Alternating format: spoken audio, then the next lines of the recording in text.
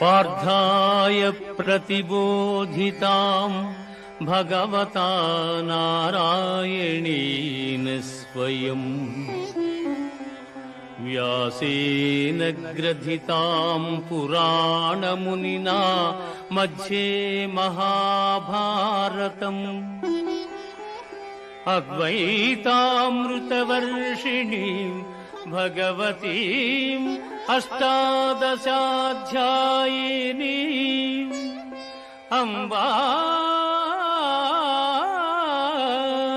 త్వామనుసందధామి భగవద్గీతే భవద్వేషిణీం భగవద్గీతే భవద్వేషిణీం. భగవద్గీత మహాభారతము యొక్క సమగ్ర సారాంశము. భక్తుడైన అర్జునునకు అనర్చిన ఉపదేశమే గీతా సారాంశము. భారత యుద్ధము జరగరాదని సర్వవిధములా భగవానుడు ప్రయత్నించెను. కాని ఆ మహానుభావుని ప్రయత్నములు వ్యర్థములాయను.